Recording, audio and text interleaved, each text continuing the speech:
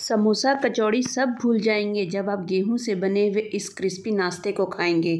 ये नाश्ता बनाना बहुत ही आसान है और जब आप एक बार बना कर रख लेंगे तो जब आपकी इच्छा हो तब आप इसे निकाल कर सर्व कर सकते हैं और इसको आप टिफ़िन में, लंच बॉक्स में कहीं भी आप दे सकते हैं। तो hello friends, yummy food and recipes में आपका स्वागत है। तो चलिए शुरू करते हैं बनाना। तो मैंने एक बाउल लिया है और उसमें लिया है 1.5 कप आटा। सिर्फ आटे से ये रेसिपी बनाऊंगी तो ये हेल्दी भी बनेगी। देखिए, अब आटा लिया है तो उसके हिसाब से हम नमक ले लेंगे। नमक का जो क्वांटिटी है आप थोड़ा संभल कर डालिए। साथ में मैंने डाला है अजवाइन आधी चम्मच और आधी चम्मच के लगभग ही चिली फ्लेक्स, और इसमें डाला है 1 मुट्ठी भरकर कटा हुआ बारीक धनिया। नमक हम कई बार डालेंगे, इसलिए नमक को बैलेंस करते हुए डालिए। तो बस अब ये सब चीज़ डाल करके एक बार हम अच्छे से मिक्स कर लेंगे ताकि जो मसाले हमने अभी डाले हैं वो आटे में मिक्स हो जाए। और बीच में देखिए थोड़ा सा मैंने गड्ढा जैसा कर दिया है और इस गड्ढे में अब हम डाल रहे हैं 3 बड़े चम्मच देसी घी। देसी घी को मैंने पिघला करके 3 चम्मच डाला है। आप आटे की क्वांटिटी के हिसाब से रिफ़ाइन ऑयल भी डाल सकते हैं।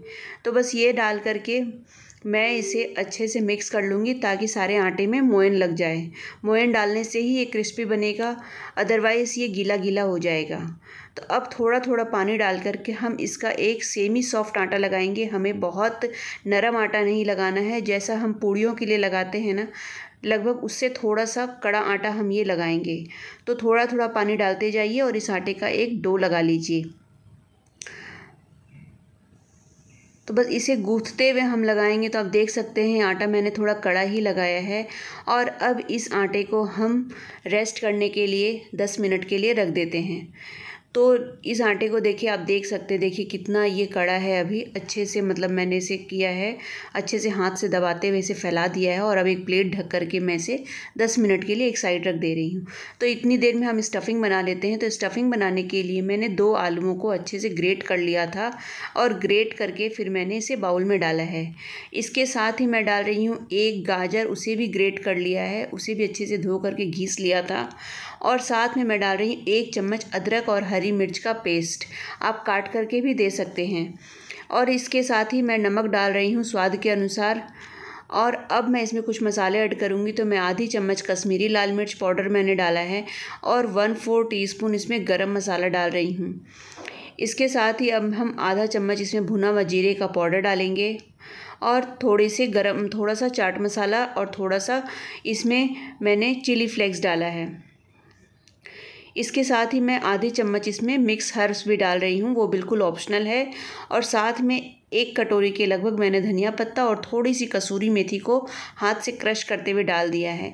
इन सभी चीज़ों को आप बहुत अच्छे से मिक्स कर लीजिए ताकि मसाला हमारा बहुत ही टेस्टी और क्या बोलूँ, बहुत ही चटपटा बने। तो बस इस तरह से देखिए हमारा मसाला बिल्कुल रेडी है। अच्छे से देखिए, आप कलर भी देख सकते हैं कितना अच्छा कलर इसमें आ चुका है।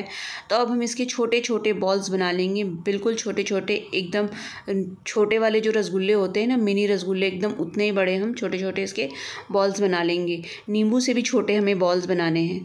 तो इस तरह से देखिए थोड़ा थोड़ा मिक्सचर हाथ में लेते जाइए और ये देखिए हमारे सारे बॉल्स रेडी हो चुके हैं। तो अब इन बॉल्स को एक साइड रख देते हैं और वापस से आते हैं अपने आटे की ओर।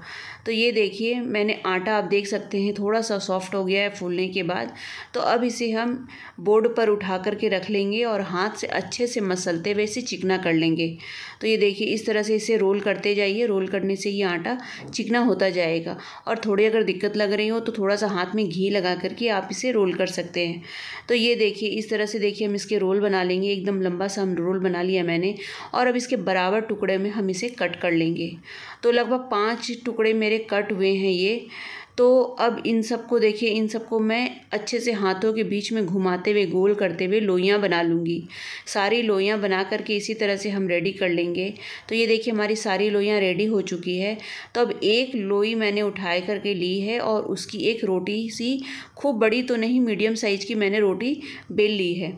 इसी तरह से हम देखिए बेलते हुए पहले सारी रोटियां बेल लेंगे। तो मैंने इस तरह से देखिए, इस तरह से करते हुए 4 रोटियां मैंने बेल करके रेडी कर ली है। तो अब हम इसको असेंबल करेंगे। तो देखिए पहले सबसे पहले मैंने एक रोटी रखी और उसके ऊपर अब हम घी की एक लेयर लगाएंगे। घी को अच्छे से चारों तरफ फैलाते हुए हम एक लेयर लगा लेंगे। आप रिफाइन ऑयल भी लगा सकते हैं और उसके ऊपर थोड़ा सा सूखा आटा बुरकेंगे और वापस से एक रोटी हम इसके ऊपर ऐसे करके ही हम लगा देंगे और फिर वापस से इसके ऊपर घी लगाएंगे और फिर सूखा आटा लगाएंगे। तो और फिर इसके ऊपर हम एक रोटी रखेंगे। इसी तरह से इन चारों रोटियों को हम अरेंज कर लेंगे और फिर थोड़ा सा सूखा आटा लगा करके हम इसे एकदम पतला हम इसे बेल लेंगे। तो लगभग 1 mm का जितना पतला, जैसे एक रोटी बनाते हैं ना, लगभग उतना पतला हमें इसे बेल लेना है। तो इसी तरह से देखिए इसको फैलाते जाइए और बेलते जाइए। देख सकते हैं आप कितनी बड़ी ये रोटी बन गई है। तो ये देखिए इस तरह से हम इसे बेलते जाएंगे और जितनी बड़ी हम इसे बना सकते हैं इतनी बड़ी बना लेंगे और इसके किनारों को काट करके पहले हम इसे एक स्क्वायर शेप दे लेंगे। इस किनारों को भी रखें क्योंकि इन किनारों को भी हम इसी तरह से यूज़ करेंगे। इन किनारों को आप रोल मत करिए, आप बिल्कुल इसी तरह से सीधे सीधे उठा करके इन्हें रख दीजिए एक साइड में। तो ये देखिए कि स्क्वायर पीस रेडी हो चुका है और अब मैं इसके बराबर हिस्से में 3 कट इधर से और 3 कट इधर से कुल मिलाकर के मेरे 9 पीस मैंने इसमें कट लगा लिए हैं। और अब इन सब के ऊपर एक एक बॉल्स जो है अब मैं रख दे रही हूँ। सारे बॉल्स हम इसके ऊपर देखिए इसी तरह से रख देंगे। तो ये देख सकते हैं आप कितना अच्छा लग रहा है, आटे में भी मसाला अच्छे से दिख रहा है। और मैंने एक छोटे कटोरी में 1 चम्मच आटा लिया है और थोड़ा थोड़ा पानी डाल करके इसका एक गाढ़ा सा घोल बना लेंगे। बिल्कुल थोड़ा सा थोड़ा पानी डालेंगे और इसका हमें पतला नहीं बल्कि गाढ़ा गाढ़ा घोल बना लेना है।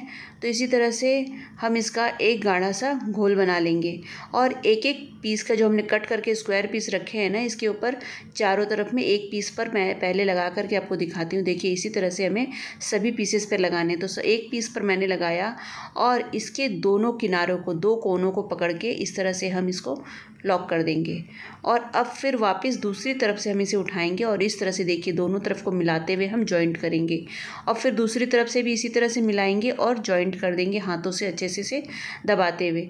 तो ये देख सकते हैं आप कितना प्यारा डिज़ाइन बन करके उभर करके रेडी हुआ है। तो एक और मैं आपको इसी तरह से बना करके दिखाऊंगी, लेकिन आप ये मत सोचिए कि ये एक ही डिज़ाइन बनी। आज मैं 3 तरह से आपको इसे भरना बताऊंगी। तो ये देखिए ये एक हो गया, एक और फिर मैं इसी तरह का बना करके दिखाती हूँ आपको। तो ये देखिए इस तरह से ही हमने लगाया और वापस से 2 कोनों को पकड़ के हम इसे फोल्ड कर देंगे। तो आप कोई भी 2 कोने पकड़ सकते हैं और ये देखिए ये दोनों मैंने अगल बगल के कोने मिला करके इस तरह से देखिए फोल्ड कर लिया और अब मैं हाथ में उठाकर आपको दिखा रही हूँ, लग रहा है पॉकेट जैसा बन रहा है। तो अब वापस से उस जॉइंट के किनारों को लेते हुए हम फिर वापस से मिला देंगे। तो बस किनारों को मिलाते हुए आप ध्यान रखिए कि जॉइंट हमारे खुले नहीं, इसे अच्छे से दबाते हुए हम इसे जॉइंट कर देंगे। तो आप देख सकते हैं डिज़ाइन जैसे भी आपको बनाना आसान लगे आप उस तरह से ये डिज़ाइन बना सकती हैं।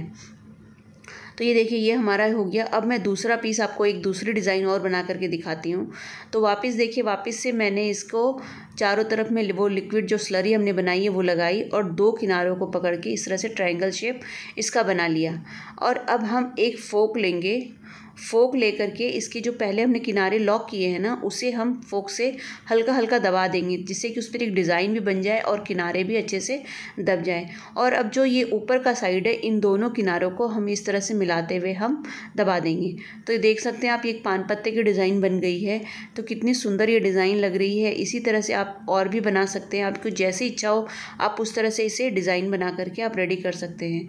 तो ये देखिए इस तरह से ही आप मिलाना है और फिर इसके 2 किनारों को मिला करके इसको ट्रायंगल शेप दे देना है और ट्रायंगल शेप वापस से दे करके इसको फोक से इस तरह से टाइट कर दे। फोक से डिज़ाइन बना करके दोनों किनारों को हम इस तरह से लॉक करके किनारों को पकड़ेंगे और मिला करके हाथ से दबा देंगे। तो आप देख सकते हैं अब ये देखिए हमने जो कटिंग रखी थी ना, ये कटिंग को एक बार हल्का सा मैंने बेलन चला लिया है। बेलन चला करके एक रोल इसके ऊपर रखेंगे हम और किनारे को इस तरह से टाइट रोल करते हुए हम इसके रोलअप्स बनाएंगे। तो किस तरह से देखिए एकदम टाइटली हम इसे रोल करेंगे ताकि मसाला हमारा अच्छे से अंदर में लॉक हो जाए। तो ये देखिए कितने सुंदर एकदम इस तरह से सारे हमारे ये नाश्ता हमारा बन करके रेडी हो चुका है। तो अब आप इसे बना करके फ्रिज में भी रख सकते हैं और जब इच्छा हो तब आप इसे फ्राई करके खा सकते हैं। तो ये देखिए मैंने कढ़ाई गर्म होने के लिए तेल पहले ही चढ़ा दिया था और अब मैं इसमें कुछ पीसेस जितने इसमें अटेंगे उतने मैं इसमें डाल दे रही हूँ और मीडियम फ्लेम पर हम इसे अच्छे से गोल्डन ब्राउन होने तक दोनों तरफ से चारों अच्छे से सेक करके हर तरफ से हम इसे रेडी कर लेंगे। एकदम कलर इसका ध्यान रखिए कि अच्छे से क्रिस्पी भी हो जाएंगे और गोल्डन ब्राउन कलर आने तक हम इसे सेक लेंगे। तो इस तरह से देखिए तेल भी मैंने ज़्यादा नहीं यूज़ किया और लगभग जितना मैंने डाला था ना उतना ही तेल इसमें भी बचा हुआ है। तो ये देखिए हमारे ये पीसेस रेडी हो चुके हैं। तो मैं इन्हें निकाल लेती हूँ और अब जो मैंने दूसरी डिज़ाइन बनाई थी ना उसे भी डाल करके दिखाती हूँ। देखिए ये कितने सुंदर लग रहे हैं ना। बस इसी तरह से हम इस सारे पीसेस को हम तलेंगे। तो ये भी देखिए हमारे रेडी हो चुके हैं, इन्हें भी मैं निकाल ले रही हूँ। और जो हमने रोलअप्स बनाए थे वो रोलअप्स को भी हम इसी तरह से तल लेंगे। आपकी जब इच्छा हो आप इसे फ्रिज से निकालिए और इस तरह से गर्म तेल में आप तल लीजिए। तो ये नाश्ता देखिए बनाना कितना आसान है और कितनी अलग अलग तरह के नाश्ते की डिज़ाइन बनी है। आप इसे लंच बॉक्स में भी दे सकते हो। और ये देखिए मेरी एक लोई बच गई थी तो उसके मैंने इस तरह से रोली पॉली बना लिए हैं। अगर आपको इसकी रेसिपी चाहिए तो मैं उसकी भी दे दूँगी। और ये देखिए कितना क्रिस्पी बना है, देखिए कितना अच्छा ये तुरंत टूट रहा है। और ये देखिए इसकी जो स्टफिंग है वो भी कितनी अच्छी लग रही है, एकदम चटपटी स्टफिंग है और आटे का है तो ये हेल्दी भी है। तो इसे खाने में भी कोई प्रॉब्लम नहीं है। आप इसे एयर फ्रायर में भी बना सकते हैं तो नो ऑयल आपका ये नाश्ता बन करके रेडी हो जाएगा। तो इस नाश्ते को आप ज़रूर बनाइए घर पर। और अगर मेरी रेसिपी आपको थोड़ी भी अच्छी लग रही हो तो प्लीज़ लाइक एंड कमेंट ज़रूर करिए, साथ में शेयर भी करिए अपने फ्रेंड्स के साथ में। और अगर मेरे चैनल पर अगर आप नए हैं तो इसे सब्सक्राइब करना बिल्कुल ना भूलें। साथ में बेल आइकन ज़रूर दबाइए ताकि नई नोटिफिकेशन आपको तुरंत ही मिल जाए और मुझे भी इनकरेजमेंट मिले कि मैं भी नया नया नाश्ता इसी तरह से बनाती रहूं और आपके साथ शेयर करती रहूं। तो वीडियो को पूरा देखने के लिए आपका बहुत बहुत धन्यवाद। और ये देखिए ये रोली पॉली भी इतने क्रिस्पी बने हैं ना, आप इनको चाय के साथ बिल्कुल आराम से खा सकते हैं।